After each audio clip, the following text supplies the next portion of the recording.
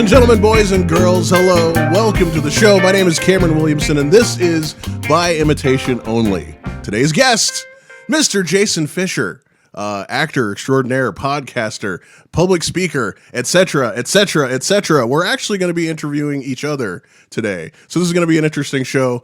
But first of all, please introduce yourself.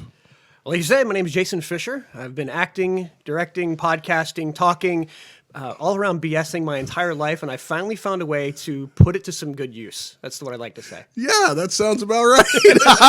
That's remarkably similar. Yes.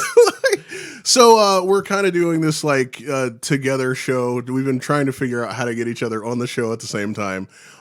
We live in Ohio, so the weather's been insane, but we have found a way to be in the same room at the same time, even though we live like 15 minutes away from each other. Well, 15 minutes this morning with the snow, but normally I think it's 10. It's not even bad. Right. Yeah, like we're a couple stones throws away. Yeah.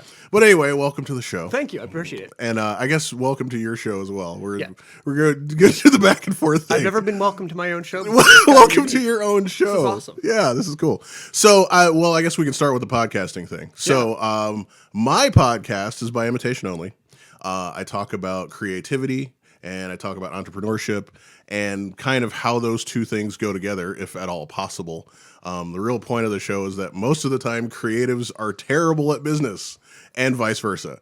And so hopefully my show can kind of, go between those two groups of people and make business people creative and make creatives some money. Or at least let them meet each other so they can share. Right. Yeah, at least find all the translators and say, hey, if you need help with this thing, then talk to this lawyer. If you need help with this money, then talk to this person. If you need a graphics artist, then, whatever. So you have two podcasts. I do. So tell me about both of them. I guess one is close to this one and one is a little different. Yeah, I was a little jealous. We had this idea kind of at the same time. My show is called Be Better Tomorrow, and I'm targeting people who are in two positions. Either they're looking to get out of their current role and do something else, so they're looking for that side hustle or a way to improve so they can find that path out, or they're perfectly happy where they are, which is kind of where I am. I like my day job. Yeah. I just want to find ways that I can improve along the way. Okay. I want to be better at what I'm doing. I want to learn those skills to get me where I want to go in the future. My other podcast is Reading Radio. I'm only a part-time producer on that, as I'd like to say right now. My daughter, Laura, is actually taking over a lot of the editing. Nice. She does all the updates. Yeah. She's not as motivated as she needs to be sometimes, so I'm still urging her along. Yeah. She's 13. Still motivating, understand. But we read young adult fiction together and kind of review it from a father-daughter perspective. Yeah. It just keeps us engaged. Even if nobody listens, it's fun to do because it gives us topics to talk about through the book. Like, we talked about a lot of government stuff when we read The Hunger Games. We talk about post-apocalyptic stuff in the future when we read those kind of books. And it brings us closer in our relationship, but it's just a ton of fun. And I would love to have people reading books along with us, then listening to the podcast, commenting on the blog. So we can have, mostly adults are on Facebook. The kids aren't on Facebook. Yes, that's true. But we can all talk, how does this book reflect this aspect of your life, or how can you think about this conversation with your kids? So it's a lot of that kind of thing. Okay. Going back to the first podcast, Be Better Tomorrow. So are we talking like self-improvement? Or are we talking about like tactical business stuff? It's been a little bit of both. Okay. So only 3 episodes in, still trying to figure out the voice of the podcast. Yeah. I follow Austin Kleon's model. You steal like an artist. So you first figure out what it is everyone else is doing, why they're doing it, and then you break the rules accordingly. So I'm still in that learning what the rules of podcasting are. I learned the technical side doing Reading Radio. It started about a year earlier. Yeah. I figured I could test it with her, and it doesn't matter if it blows up. Nobody cares, right? Totally. It's a kid's podcast. Yeah. Although we're doing much better with it now. Be Better Tomorrow right now is about figuring out what that looks like. So I've had a friend of mine who's a marketing guy, is how to market yourself, how to get your name out there, what kind of basic things you need to make sure you have set up before you get going. Then I had a friend who's a virtual assistant. So what does it mean to have a virtual assistant? What does that term even mean? How do you investigate those people to get what you need done? We were just talking upstairs. A lot of times people get into something because they want to do X. They find out that Y and Z have to be done. They don't want to do Y and Z. Right. And Y and Z will take up all your time. So you hire a virtual assistant who's good at Y and Z to get that off your plate so you can focus on the thing you really want to do and focus on the thing you're good at. Gotcha. Third was a guy who was blinded for 6 months due to a brain issue, and so he's helping people find their vision. His show's called, or his message is A Radical Vision, and it's about finding what that means, your blind spots, how they affect your life. So it's been a little bit of everything, and I'm trying to figure out which direction I want to go. Right now, the people I know and the people I can get involved, that's where those people are. So I want to talk to people, though, about goal setting, people who are authors and speakers that have a good message that they want to get out. I want to have those soft skills, but also that tactical strategy of okay, I've read 1 million books. I've gone to seminars. I don't know what I'm doing. What do I do next? And I think you and I kind of had some of that experience. That's true. True. So ultimately, I am the audience I'm speaking to. So if no one else listens, I'm learning and I'm happy. Right. But I would like to help other people accomplish those same things. Cool. Very cool. I like that. I have not gotten to a listen yet, I'll be honest. But I'm out. Hey man, I'm making my own podcast. And I'm finally have a producer, so I actually have some time again to actually do that kind of things. Shout out to Jason Sanders. You were the man. So that's kind of your own virtual assistant. You wouldn't call him that, but he's doing what for you? He's doing basically the editing of this show. So the video and the audio, all that kind of stuff from here is going to get recorded and sent off to Dayton, and he's going to make it really cool and send me packages once they're done. Thank you so much, because good editing adds 10 IQ points, and I appreciate every single one of them. It's true. Pause. Hold on a second, guys. Thank you for watching us, but I got to press a button that I didn't press. I'm just noticing there's something wrong. Oh, good. Do we have to redo everything? We don't have to redo everything. That's why I always have a backup. Got it. Because, this is trying to not autofocus. And, Okay. Also, now we're not dark, but we are blurry. So yes, now we're dark. Now we're less dark.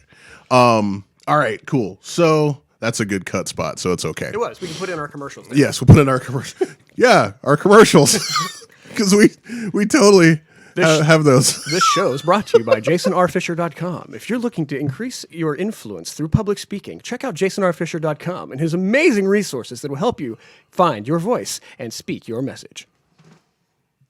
Love that. That was good. That was very nice. That was off the cuff. It was good. So. I felt it. So out of curiosity, when you go to your website, what do you provide there? Is that like advising, or is that like business products or that website? Yeah, that website. Right now, it's in its blog stage and contact. Okay. So I'm looking at developing courses. I have one basic presentation skills course that I've done for a couple charity organizations. AmeriCorps here in Ohio had their leaders all come in for a conference, and they're not public speakers. They're more like public servants. They're actually out there helping people in their various programs, but they need to talk about those programs. They need to train people, and so they were looking for that kind of assistance. I see. So I was able to come in, give them some just basic tips, and we workshopped it. So I also made them stand up and speak, which they hated, nice, but loved at the same time. Yeah. Well, it's a good way to get experience with that. I mean, it's supposed to be like the top phobia of everybody in the world is public speaking. And the only way you can get better at it, unfortunately, is to do it. Right. So I heard a great quote from Jordan Peterson the other day. It was, "The fool precedes the master." And if you don't want to be the fool, you can never be the master. I like that. That's good. And so most people, the fear is they don't want to be the fool. You and I were the personalities that we didn't care. Right. We were able to jump in. We wanted to be the center of attention. Yeah. But I mean, I've worked with people who shake and had to sit down during their first attempt at speaking. Wow. And like couldn't even finish. Yeah. And then we talked through some things, worked through it. The next time they were still shaky, but I mean, they're just developing. It was better. But now I watch him talking. I'm like, that cannot be the same guy. He just got over it because he realized it's not that big. It's just practice. Yeah. I like, I like Gary Vee, and he says a lot, you can't just think about push-ups. Like only you could. Yeah, you can't just think about push-ups. You have to actually do them. There's no way that you can learn technique all day. You can, all that kind of stuff, but you have to actually go through the steps. You have to go through the process, the long, arduous process for some, but you have to do it in order to gain any type of foothold there. But speaking of things that we've gotten into, theater. We both have a long and storied dramatic background. That is true. That is true. Which helps together for a while. Yeah, together for a while. For your, I mean, you do a ton of public speaking, which I would like to get into. That'd be very, very cool to be like a keynote speaker. Yes. I think it'll be awesome. But tell me about a little bit of your theater / drama background and how that worked into your public speaking. So probably like you, I started when I was 8, school plays and that sort of thing. Fell in love with the stage. Fell in love with the attention. Really, is what it boils down to. Did it through high school. Ran my own drama troupe for churches, like kind of in high school, and came out here for college, where there was already a group, and I'm like, okay, this is great, and so joined. That's actually I think where we met. That's where we met, yeah. And so that was more, I don't know what you say, impromptu. It's always impromptu because we'd practice, but our writing was impromptu. Right. We just run through stuff until we liked it. It was just like, yeah, that's about right. again. Yeah.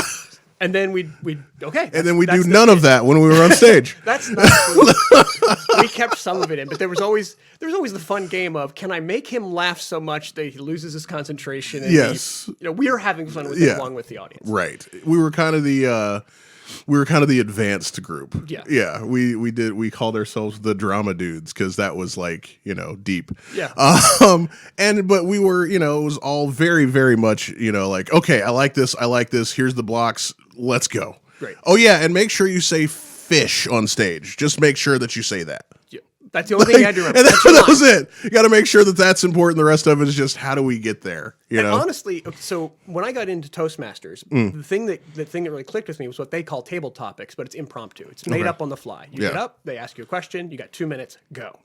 And I think that theater experience really lent itself to that. Right. So I'm one of the only people in the contest. Tip for anybody in Toastmasters: when they ask the question, I stop and I breathe and I think. Right. And most people jump right in. And you just get on this bunny trail of stream of consciousness kind of stuff that doesn't work. Yeah. Whereas I stop, You have intro, to- 3 points, close, go. Beginning, middle, end, kind of stuff. Yeah, and I think all of that theater background helped with that, along with they talk about the 10,000 hour rule for getting good at something. Yeah. And what it does is it builds muscle memory and instincts around the craft that you're trying to accomplish. So I don't have to think about blocking to the audience.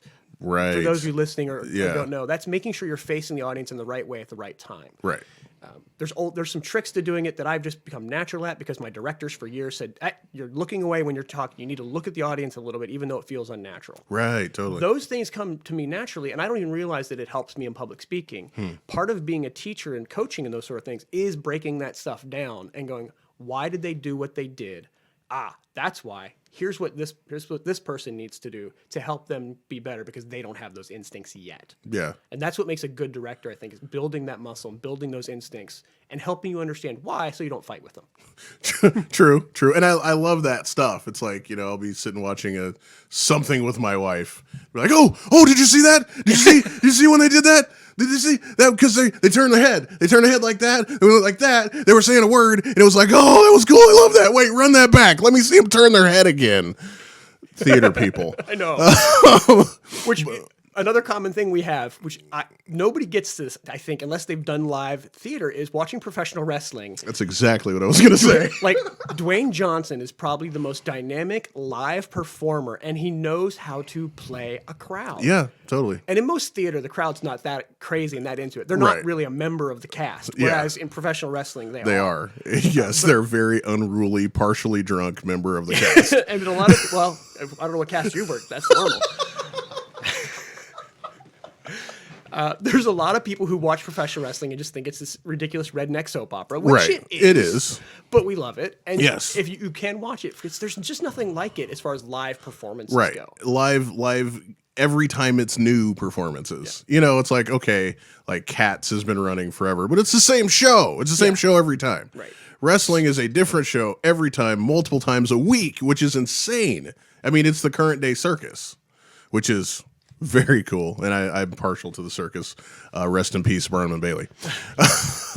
that kind of hurt my soul. I know. Well, when they got rid of the elephants, I knew it was only. It was kind of gonna go from there. Cirque du Soleil just ate their lunch. Yeah, it's true, and it's like without being too political, I think that as long as the animals are treated properly, and then putting that in there, Right.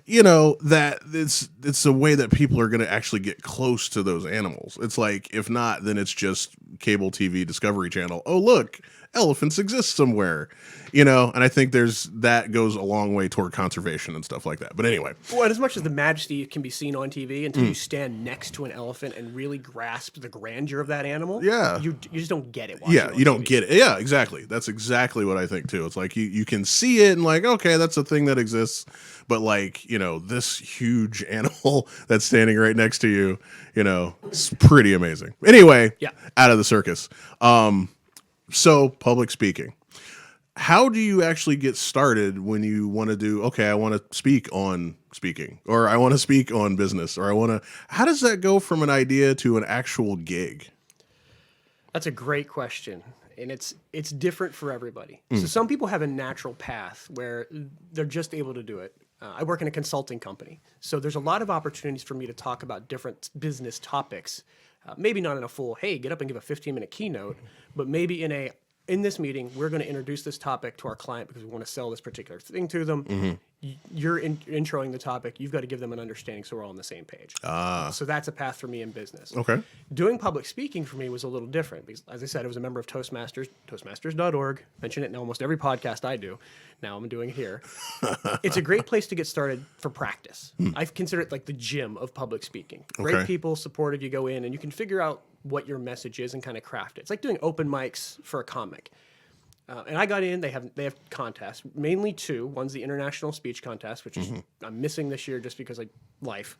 But if you go all the way to the international level, you become the world champion of public speaking. That is my goal. I want to accomplish that, and you're pretty much a guaranteed paid public speaker for at least the rest of that year. Yeah, you win that. Okay, that's one route to go about it.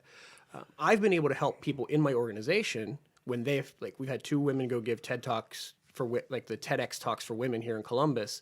They haven't spoken in a while. We sat down. We went over their message, so I can help craft the message, tighten it up. There's so many little tweaks that you can do just to help people along there. So I've been able to help build kind of my practice by helping these people get out and actually do public speaking.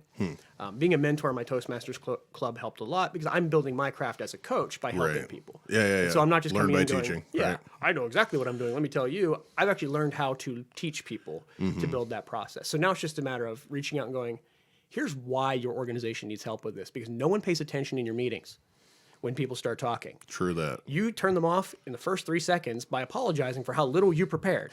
Don't do that. If you didn't care enough about this meeting to prepare, I don't care enough to listen, and I'm on my phone. True. Most people bring their laptops to meetings, so I don't even have to pretend I can be working. And Right. I'm the busy guy in the meeting who doesn't have time to listen. You just ruin your message by doing little things that you don't even realize you're doing. It's true. I've always thought, well, not always, but recently thought about, I would like to start teaching public speaking and technology. So yeah, because there are so many people that are not only terrified to speak, but terrified that for some reason the laptop that they use every day at work is going to suddenly burst into flames during their speech. Yeah. And just being able to speak and run a PowerPoint presentation at the same time, those are like a big deal. When you're in a larger meeting and you have a lavalier microphone, that changes your life.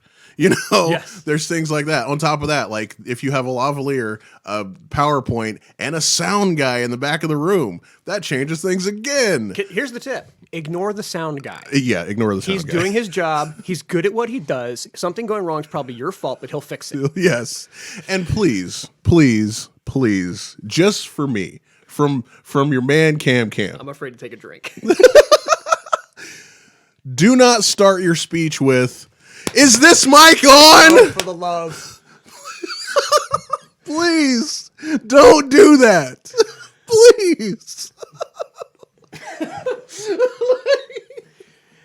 Hey, man, my brother. Don't. Yeah. I have a whole list of things not to do to open up your speech, and that is one of them. Yes. Yeah. Please don't. Just don't. One, what you're saying is, I think there's going to be a problem. 2, the audience says, oh, he thinks there's going to be a problem. There's probably going to be a problem. And when you start looking for problems, you find problems. And you've now made the sound guy angry, who is your best friend in the room. Don't make the sound guy angry. Yeah, sound guys are like ninjas. They don't want anybody to see them doing what they're doing. That's why they always wear black. It's true. Anyway, so I'd love to do that kind of public speaking thing. Lots of hands-on, same kind of deal, speaking, but speaking with a PowerPoint or speaking with a microphone, speaking with a handheld microphone versus a lavalier, that kind of stuff. Oh, yeah, because, unless you grow up doing something where you're holding a microphone, mic skills are not natural. Yeah, it's really not, I'm sure we've all seen or been around the person that holds the mic at their waist. Because, way down here. Because you're speaking out of your belly button or, like that sort of deal. Maybe it's not their belly button. It's closer. I don't want to reach around talking out of their butt. Nice. But anyway, so just a thought there. But yeah, tell me more about Toastmasters. I've always thought it was interesting, but like I have a very narrow area of intelligence. Okay. So like I've thought like, oh yeah, I'd love to be in Toastmasters, but they're going to give me something that I know nothing about to talk about. Like I need to talk about architecture. Oh, no. See, that's the thing. They don't care what you talk about. That's up to you. Except for the impromptu table topic stuff. But they give you that practice just because we all get stopped in the hallway by our boss, and the boss is like, hey, tell me about that thing, Johnson. And you're like, now he's off the elevator and you've made an idiot out of yourself in front of your boss. So that goal is just to teach you how to off the cuff. And it's usually questions like, I've got, what kind of toothpaste would you be if you were toothpaste? Those kind of ridiculous questions. Yeah. Although the one at our district level competition was this paragraph question about drug policy. Nobody ever asks those kind of questions, and I was totally thrown off. Luckily, it's about a 30-second walk to the stage. Oh, nice. So you got some time. Get it out there, narrate, cool. Yeah. So you've won multiple awards in Toastmasters. Yeah. How does that happen? Like, do you just like crush other people in the room? Like, I do. I make them cry. What is that? Oh, tell me about that. Tell me about that. So I've won my particular awards in table topics. Okay. That's my wife and I both competed. There's 2 categories. We refuse to compete against each other. Okay. Just because our marriage is more important than our trophies. And so table topics is you draw lots. They bring you in one at a time. My first year of competing, I didn't get to see anyone else perform. I drew last every level of the competition somehow. Okay. So I don't know if I'm assuming what I'm doing right is good because I'm winning, but I'm not able to watch. I have no idea what. Yeah, comparatively. So this year the last year I competed. I got to see a lot of that. So I got to watch other people, and I'm always coaching when I watch people speak. Yeah. So I'm not thinking about judging, but I'm thinking about if I were to coach them. I don't give unsolicited advice, so I'm never going to come up to somebody and tell them what they did wrong. Right. But if they were to ask me, I want to be able to look at people that way. I watch TED Talks the same way, even though they've all been coached, to the nth degree. Right. And probably that's one thing I would say is you need to be a little bit more yourself sometimes. That happened with just competing. That asked me the question. I would think and I would move through and rank upon rank upon rank. I went to the last thing we do is the district level, which in here is most of Ohio, a little Kentucky, a little West Virginia, a little Indiana. So I beat over 8,000 competitors out over the course of the competition, I think it was. Well done, sir. I am the best BS artist in the tri-state area. That's what I wanted on the trophy. That's pretty good. That's definitely a byline for your Instagram, at least. Yeah, I should add that when we're done. That's good. I like that. Hey, everybody, we're talking to Jason Fisher, podcast and public speaker extraordinaire. I love using that. Extraordinaire is fun. Extraordinaire. Well, you're an award-winning public speaker. See? So I can do that. I love gushing about my guests. It's so good. We love being gushed about. Thank you so much. So we've talked about your podcasts, which are awesome. You have a public speaking kind of, I guess, side hustle at this point. Side hustling course, yeah, and a course on side hustling. So there's that. So side hustling, of course, and a course of yeah, breaking news, the side hustle course. But you've done a bunch of stuff. We both have theater backgrounds, which is where we met doing crazy improv drama stuff. So that was cool. Look up In a Box Drama. You might find it somewhere. Oh no. I didn't know that existed anywhere. I posted it, but it's an unlisted link. So Okay. I only All said it's right. like you. And Okay, yeah. So you'll never find it. It's okay. No, we were hilarious. So you dropped a word on me earlier, and I have no idea what it means. This very rarely happens to me. I have a reasonable vocabulary.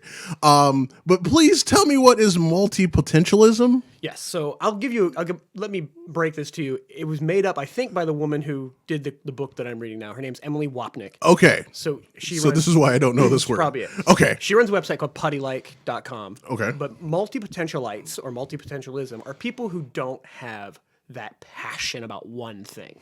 You know, you take those courses and everyone tells you you're supposed to find your passion and pursue it, which is total horse pucky. Because anyone who has a passion doesn't have to be told to chase their passion. True. They're chasing their passion already, right? True, yes. So that frustrated me to no end. And I heard her on The Learning Leader, I think first, by Ryan Hawk. Okay. And I was like, this woman is preaching to my soul. Because she's always been one of those people who just loves a little bit about everything. Yeah. Now, I love to dive into a topic, get just to the point where diminishing returns starts to get ridiculous in one time. Right. And so I know a little bit about a lot of stuff. Uh-huh. And Yeah, so yeah. I'm reading her book now, How to Be Good at Everything. It's Emily Wapnick for sure. Okay. I prepared that. But I thought, like, you and I are probably both that person. And so she interviews a lot of people, like, let me start over. She interviews a lot of people who are financially successful, happy, and multi-potentialites, and talks about how they succeeded at that. Because the first thing you think is, how do I bind all these different things that I'm doing into one place? Right. And right. make something happen with it? Yeah. Yeah. Yeah. How do I be, and the new word I just learned from one of my coaches, intentionally congruous? How do I tie everything I'm doing Yeah. together How do you make so this they're go not together? Yeah. in separate parallel tracks, but Right. they're working together? Yeah. And so I thought you and I could riff on that for a little bit. 'Cause Yeah, we're both kind I mean, of that's figuring that out. Right. I mean, and honestly, that's kind of what my side of the podcast is about. You know, it's like all these things that don't go together, making them go together, you know? And yeah, I've been that way my whole life. It's like, okay, yeah, I have a degree in theater. I love pro wrestling. I make pins on a lathe in my garage. Like, how does that work? You know? But I mean, I've always thought that too. I mean, and I'm gonna go back to Gary Vee because it's just in my brain. But Gary Vee is always a good person to rely on. Right? Yeah, but it's his big thing is about happiness and like that being the barometer of everything else. Instead of saying, okay, focus on this one thing until it's successful. I can't do that. Like, I have kind of about a 6-month tolerance for everything. I'm too ADD to focus on one thing for a long period. Yeah, and it's like, okay, I'll get good enough at things like juggling. I can juggle. I've juggled balls and pins and stuff like that, but I've only juggled 3. Yeah, me too. I can juggle 3 balls. Juggle 3. I can juggle 3 pretty well. I can't do pins. I never got that good. I have some of those. They're in the garage. They're in the garage. See? Yeah, exactly. But I can do 3, and I can do 3 pretty well. I never learned 5 because I don't really want to learn 5. It wasn't worth the effort to take that next step. Right. Exactly. It's like, okay, I'm a practitioner at this level, and that's fine. You know, like I scratched the itch, and that was it. You know, and at some point I could go back to it.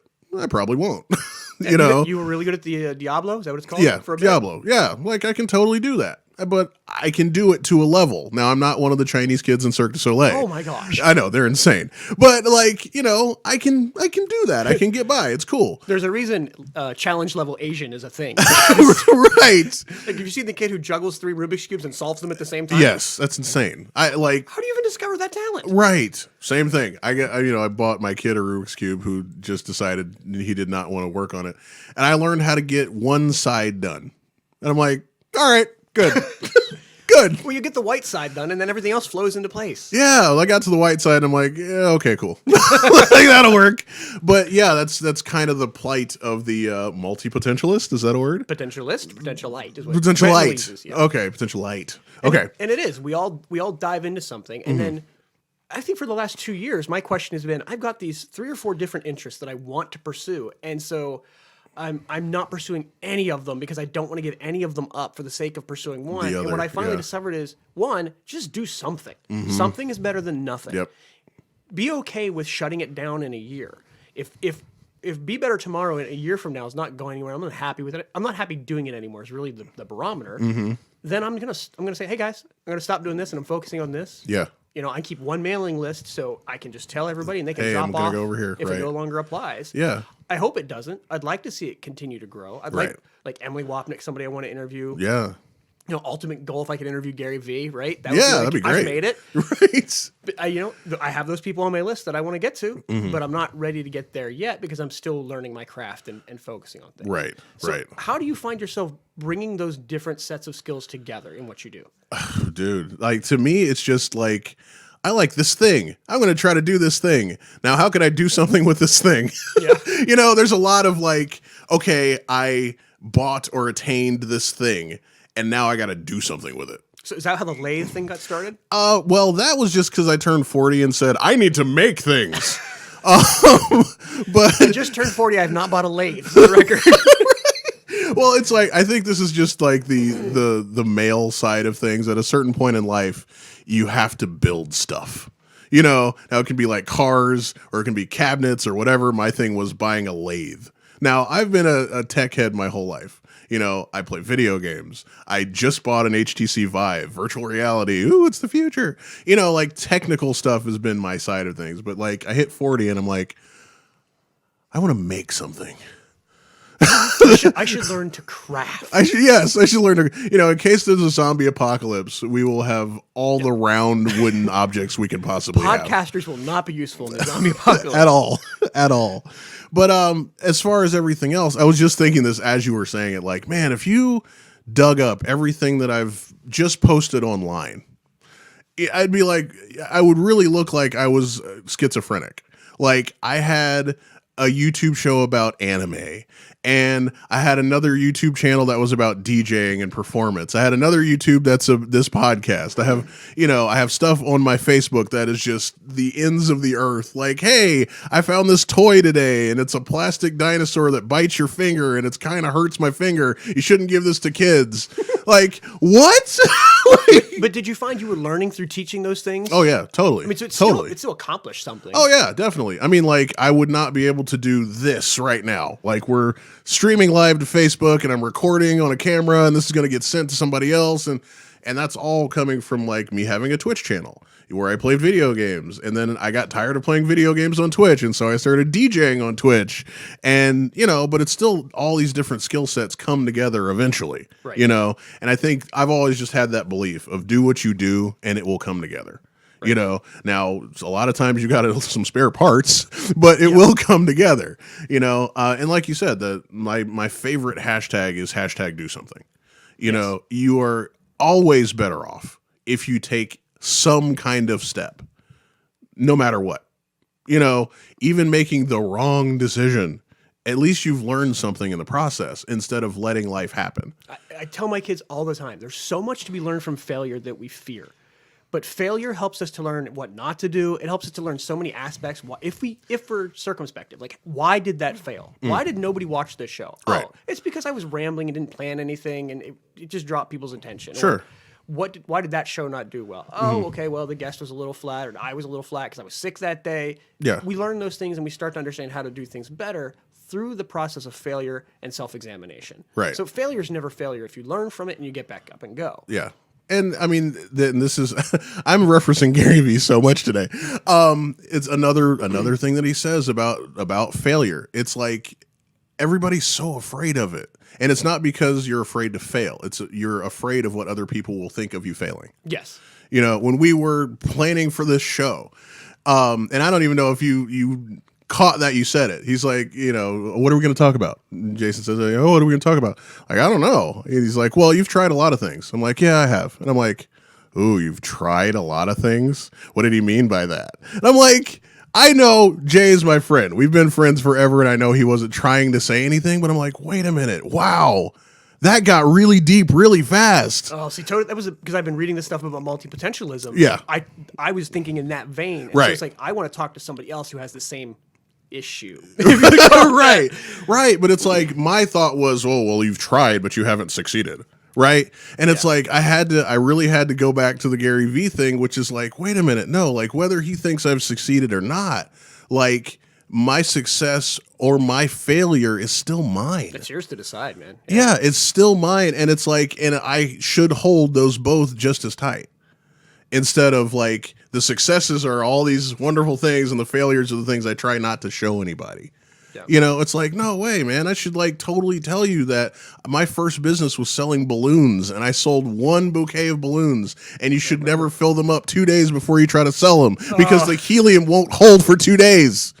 You know, but that was something that I learned when I was 15. You know, I also learned that if you can't buy a giant tank of helium, then it's not worth it. But anyway, you know, like that's something that we don't share our failures. No, I just wrote down here like a hall of failure. We should have, especially more successful people, I think, should show those things that they tried and didn't work. And you can even say, look, I tried this thing, I learned X, Y, and Z, but I learned it wasn't for me ultimately. Right. Or I learned it just wasn't as fun as I thought it would be. A lot of times when you try to turn something fun into a business, it stops being fun. Right. And so maybe that's the case. Yeah. But I think helping all of us who are trying to be more successful see that, you know, we in Instagram and Facebook world, it's all the successes. Oh yeah. You know, I rented this Highlight reel. Lamborghini so I could take a picture in front of it and make you think that it's mine. Yeah. But in reality, people are failing over and over, and they're afraid to show that off. And I think if we could all show that a little bit more, like maybe we need like hashtag I failed today or something. That just that's a good. stream of what I did, what I tried that didn't work, but how it made me better. I think would be success. Yeah. I mean, and part of it I think is one, nobody's used to just documenting, period. You know, That's true. It's like most stuff. I mean, if you saw Jeff Bezos documenting when Amazon was in the basement of somebody else's business, that's a totally different thing than look at Jeff Bezos in his car and he owns Amazon and all these conglomerates and Elon Musk and PayPal and all that kind of stuff. You see the top end of the iceberg instead of everything that built up to it. But you know what? Elon Musk is probably the closest thing to this because he is living full force in the now. And so SpaceX is okay. It's doing great things, but is it losing money? What's going on? He's got that solar venture that had potential, but I heard is dealing with financial issues. Tesla's doing good, but having manufacturing issues. Like he's out there showing you, here's the places where I'm failing, but what I'm doing is important enough to fail and get continue. through it. Yeah. And he's Elon freaking Musk. He's the closest thing we have to Tony Stark. Right. Like, if anyone is going to get us into space, I think it's him. Like, Yeah. I agree. I agree completely. And I think it's interesting that we kind of give him a buy now. In what way? It's because like, the media is saying, oh, you know, Tesla's having trouble, but it's a headline and we don't think about that for more than half a second. You know, It's like, I mean, unless you're out to get him, you know, it's like you kind of say, oh, one day I want to be Elon Musk. But you don't think one day I would like to have Elon Musk's problems and his failure rate and his, you know, and that's totally different. We give him a buy. It's like Jeff Bezos is getting a divorce right now. We say, oh, well, you know, it happens. Poor little rich boy. Yeah, right. Oh, well, it happens. And, you know, it's out of your mind. You don't even dwell on his failure, you know, because they've managed to document all the good stuff. You know, like I'd be glad to have those problems. Yeah, I wish I had. I wish I'd have that problem. All right, everybody, I'm here with Cameron Williamson. I'm going to steal his intro now because even though it's his show, I'm going to take this over. So, you have a lot of theater background too, and you're still pretty active in the local theater company. I am. How's that helping you do what you're doing today? Oh wow. It removes all the shame from my life. Nice. I think you have to have the I don't care gene to be a theater person. You know, I think that there's two sides of it, and there's the same duality in the show, but there's two sides of it. One, yes, I like being on stage and telling a story and you know, kind of giving an experience to my audience, and two, I really enjoy kind of living that other life. You know, there's those are the two things. I think that like whatever character that I play. I was wondering what other life you had that I didn't know about. Yes. Oh, this is just getting dark. What happened? No, not that other life. No, but I think as a theater guy, and I'm gonna get really like heady as far as theater here in a second. I think that when you're on stage playing a character, and I think this is kind of outside of comedy world, but because you're sort of a brand of yourself when you're doing comedy generally. In long form theater, I feel like you sort of have to inhabit the character's life. So you're a method guy? Not truly method, because that gets weird. But I think that while I'm on stage, I have to be thinking what my character would be thinking. And so everything that you say that's in the script has to make sense to the character. Yeah, absolutely. And so I have to figure out what all the thoughts are around what I'm saying. So if I'm on stage and say, I hate you, I can't just say, I hate you and put the right inflection on it, and that makes it acting. Like, no, not really. Because the audience will feel that that's somewhat ingenuine. Right. So what I have to do is figure out what is causing me to say this. And if we were roommates and you wrecked my car and then didn't tell me and, whatever. Is this a true story? No. Okay. We were never roommates. Not us. Somebody. No, nobody ever wrecked my car. But a great story. No, but I have to have that. I have to know what my motivation is. I hate that word, but I have to know that, because then it's going to come out that way. There's like a branding that has to happen when I say I hate you. Right. The audience, I should try to let the audience know I'm not saying I hate you because I bumped into you in the hallway 30 years later. Like, no, I'm not saying that. That's not why. I'm saying it because 30 years before you wrecked my car, and that was very special to me. Whatever. And so that kind of existence on stage is it's really deep for me. It's like I'm not a naturally emotional person, and I think I kind of get to explore some other emotional states when I'm doing the theater thing. I mean, I did just recently, the last major play that I was in, major play meaning suburban community theater, was called Return to the Forbidden Planet. It's a really hokey comedy, but I got to play the mad scientist guy, and I won't go into too much story, but at one point in the story, I have to walk off of a spaceship to my death. And I had to put myself in a place where I'm like, holy crap, I'm going to die. And to the point where I could actually cry on stage and stuff like that. And it's like, that's never going to be an experience I have in real life, God willing. But like to actually really believe for that 2 minutes of time that I'm going to step out of an airlock and die in the cold blackness of space is kind of a big deal. And it's like, I've always thought that theater people take a part of that, any character they do, they take a part of that character with them, and it's like that state of living, that state of being is in a little tiny box somewhere in the back of my head. And I think that's why theater people can be crazy, first of all. And two, can be crazy. Yeah. Are crazy. And that's also why they connect so much. I think that's why that when you see Hollywood and like all these actors getting together and, we're married. We met on the show and then we got married. And it's that, because those relationships, at least for that time, are real. Yeah. Because if they're not, then it never comes across to the audience. Yeah. That theater romance is real for a reason. Oh yeah, totally. And though I've never had any theater romances like that, that's still very special to me. And that's why I love theater. I mean, beyond the audience side of things, the experience that I have, that I'm living a set of circumstances that I'll never live, but yet I did.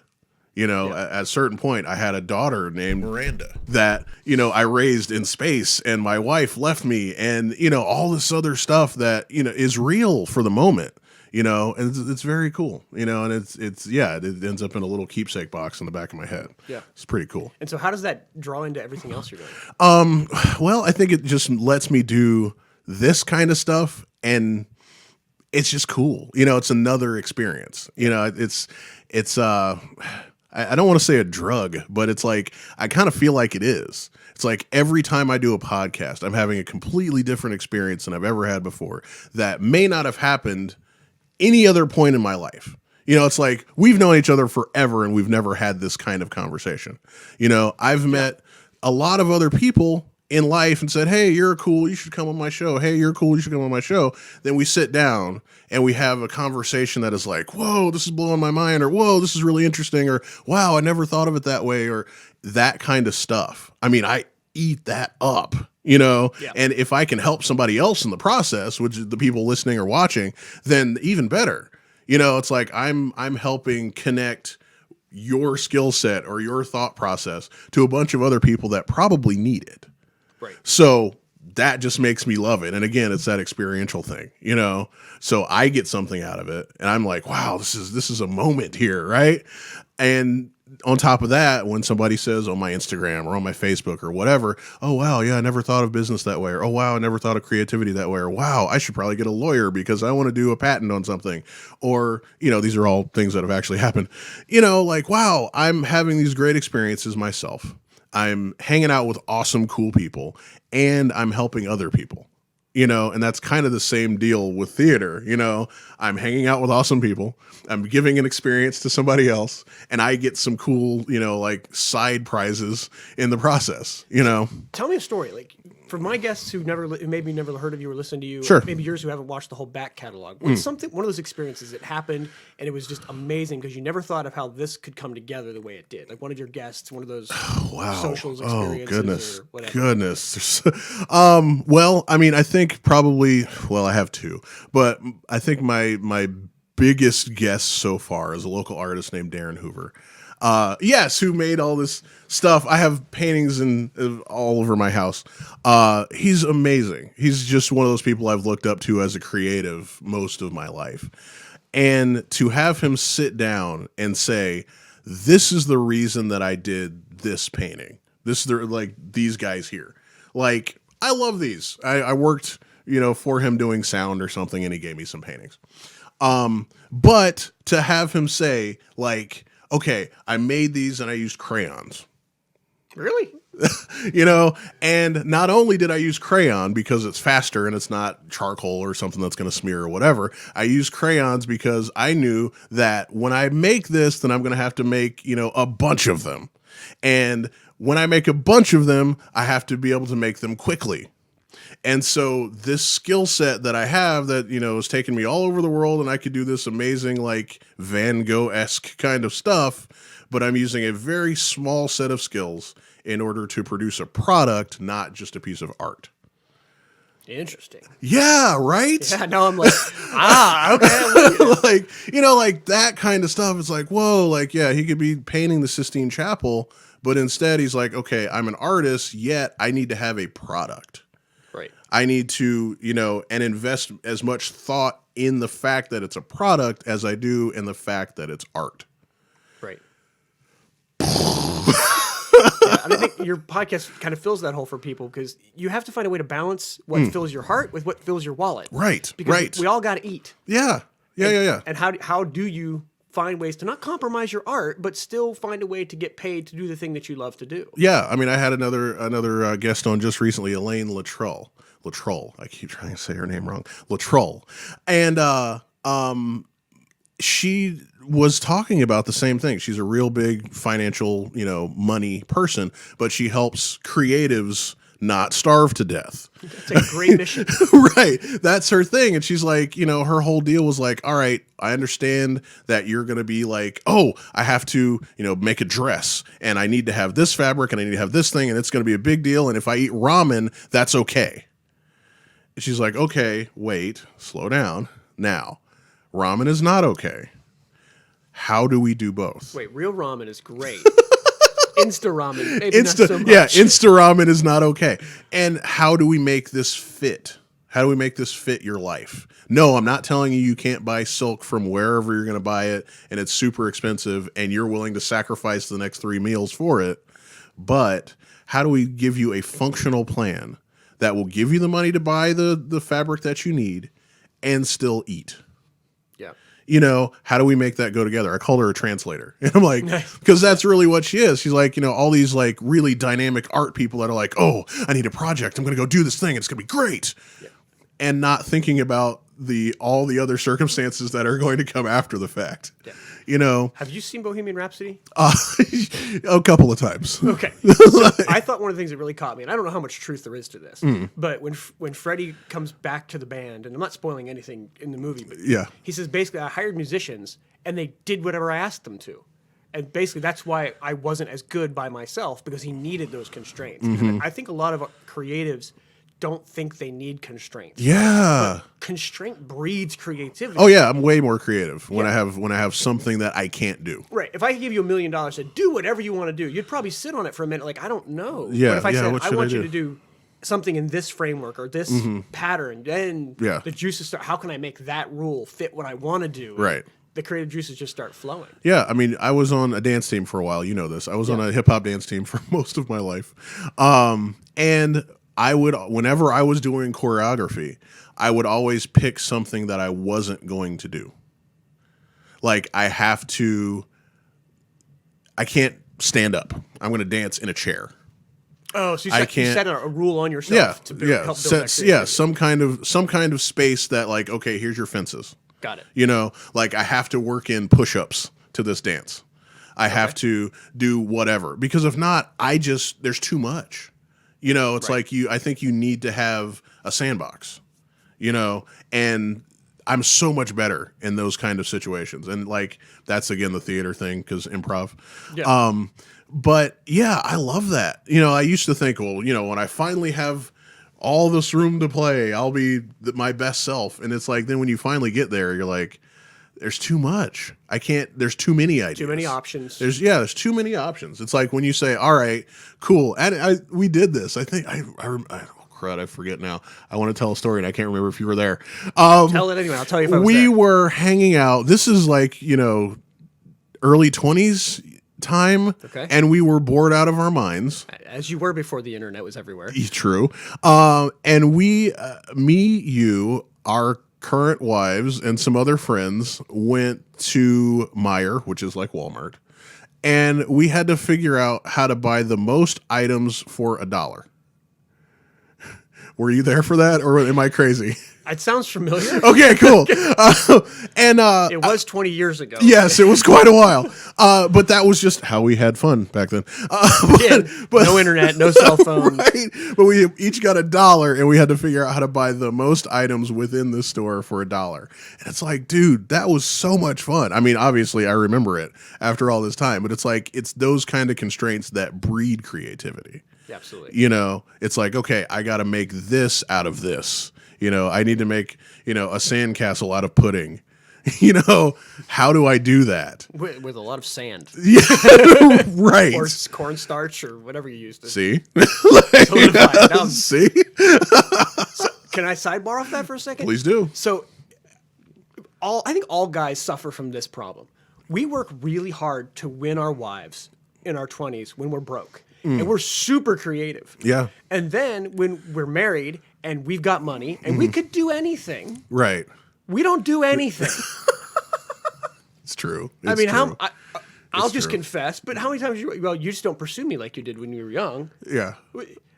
You're right. I have no argument, but I don't know why that is. And I think there's something there. I mean, one, there was the chase. And all Yes. guys just love the chase. Yeah, true. But we were constrained. We had to figure out how to do stuff with With nothing. nothing, right. Like, how do I make going to the bookstore? Oh, we've got this great little bookstore downtown where it's 32 rooms being very loosely used. Right. But let's go in this place and find a book that reminds me of you. That's the adventure. Let's go play a game with it. Yeah. And that little stuff, like, Yeah. you just don't think about doing because we have all the options in the world open to us. Right. Actually, that was a thing that me and my current, my only, how do I say that? Your wife. My wife. Then we were dating, and so it was like now my wife. When we were dating. Now, yes, when we. Before I get your There's no way this is going to end well, so I'm going to keep going. We would Sorry, New Year's Day. We would always have some kind of quest that we were going on. And I think the one that I remember the most is we're going to go to every mall in the city. back when we had 12. Back when we had a bunch of malls, and we're going to every mall in the city and buy something. You know, it was like a piece of candy or whatever. But it was just so we could say we went to every mall in the city. One year we were looking for, this is back when VHS was a thing. We were looking for a VHS of Michael Jackson's Moonwalker. And we just went everywhere we could go to find Michael Jackson's Moonwalker. That was our quest for the day. You know, like that kind of thing. I totally get you. Totally. Yeah, that was totally not in the topic of either of our shows. It's a freebie, yeah, you can take it. Yeah, there you go, guys. New Year's get Day, creative. Moonwalker. But anyway, it's back to the theater thing because I could talk about that all day. What are your takeaways from theater? I'm a little more like college boy theater, and you are a little more rogue theater. Rogue theater. I'm street theater, man. Yeah, I got the street hustle cred. Part of it was obvious those improv skills. Mm-hmm. I don't get caught off guard very easily. Yeah. And if I do, I'm pretty good. Okay. Now I've got an answer. It took Right. me just a second. Yeah. You know, that yes and, the first thing they teach you in every improv class, you run with it. And so I've gotten accustomed to doing that, even when, you know, you come into a scene and somebody changes it completely. Like we were rescuing someone from a building, now we're professional wrestling. And okay, I'm the masked marauder. Let's go. Right. Yeah, didn't you take a chair shot one day for... Maybe. If I did, I couldn't remember. Right. This is back during the Attitude Era when wrestling was really cool. X Factor? Not that X Factor. Rumble's coming up. I'm so excited about the Rumble. This is, again, has nothing to do with the show. But we both still love wrestling. We both still love wrestling. The Royal Rumble is coming up. I have not been this excited about a pay-per-view the entire time I've been watching this time. It's been a while. Like 10, yeah. years You off. took a kind of a sabbatical from wrestling. Yeah, when The Rock left, there was nothing left to watch as far as I was concerned. You're an anti-John Cena guy. I hate John Cena. Oh, man. I respect him as a person. Yeah. I respect him as an athlete. Yeah. When, without a second thought, the Big Show says, I would rather be in his arms than anybody else's. Much respect. Yeah. I just don't like his character.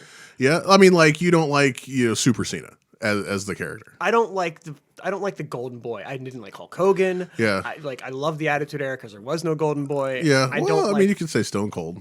I mean, he was the anti-hero, but he was still the Golden Boy. Okay. I hate Superman. I gotcha. I hate Hulk Hogan. I hate John Cena. Yeah. Like, if they took John Cena heel, I would be all over it. Yeah, but you got to think he was a heel. He was a heel when he started. Yeah. I mean, when he was rapping and had all the gold chains and all that, he was a heel. You didn't love to hate him. You just hated him. There's a difference. Like, there's certain characters that you love to hate. When Kurt Angle was the bad guy and the "You Suck" chant started, you love to hate him. Yeah. You respect him, but you love to hate him. John Cena was just like, who's this idiot? I don't get him off the stage. I thought he was hilarious back then. Well, I wasn't watching a whole lot. So yeah, it's true. I mean, yeah, he was the only guy after the I guess it became the Ruthless Aggression era, which was his line. Yeah. And yeah, I mean, there was nobody else. And I guess I kind of feel like that's the issue now is there aren't any good heels. I mean, there just aren't. No, Alexa Bliss is the best heel they have. Yeah, true. I love Alexa, Ohio chick. Go Buckeyes. She's from a local around here. But yeah, she's a really good heel. But as far as like guys on the roster, like who is there? It's like there, are the big butt kickers, and then there's the not so big butt kickers. And that was that 50-50 booking they've gotten into where everyone has to win an equal number of matches. Which is kind of silly. And I don't know. I mean, this is an issue I have with like writing. We should like start a new podcast. I know, this is a totally new podcast right now. We just lost everybody. Yeah, like what? Weren't we talking about business and multi-potentialism? But you have to be a multi-potentialite to be a professional wrestler. I'll bring it around. Yeah, there you go. You have to. Yeah, because you got to talk. You got to have the physical athletic ability, physicality. Physicality. But yeah, I think it's the issue that they're struggling with is kind of what we talked about before. Is that there's too many options. Yeah. You have as many writers as you have stars. Right. And nobody is trying to forward the story. They're trying to forward their career as a writer. And I think that's the biggest issue that they have. And then you have a lot of fans that just are contrary no matter what. That's true. And I think that's a big issue too. It's again too many options. There's so much out there. YouTube and the WWE network and all the social media platforms. You have so much input, that you are more concerned about the input than just getting a little piece of the story. But anyway, there you go. Yeah. There's a connection there, right? Yeah. I'll bring it back around. So I learned a lot watching wrestling. Yes. For theater, public speaking, everything I'm doing now. Mm. I always say, when I do table topics, the impromptu speaking, I learned that from Dusty Rhodes. Yes. I learned how American Dream, Dusty Rhodes. I learned how to get up there because they call them promos in professional wrestling. I grew up just cutting my own promos, learning how, because I wanted to be a professional wrestler. It's only when I realized I will never be muscular enough. Like, I was just never going to be, and I don't like pain. You can call it fake all day long. Those chair shots are real. Those bumps are real. They get having actually done that, it's real. Yeah, go look at Ronda Rousey's video after she got beat with the kendo stick and just see the bruises and all that. Yeah. So I've done a little amateur pro wrestling. It was never big, but 5-10 matches, and yes, it all hurts. Yeah. Like, it all hurts, and it's like you feel like you're 20 years older the next day. So it's like being in a oh crud, I forget who said it. I don't remember, and I think it wasn't. Okay, I don't know. Somebody once said in the wrestling business, every bump you take is like being in a slow speed car crash, and it's like that's what you're taking multiple times in a ring. All day, like every day. Every day. Yeah, right. But anyway, AEW, I'm really excited about that. We'll start a new wrestling podcast. But anyway, so I think we are almost out of time, at least on my side of the world. So let me hit all your social medias. Go.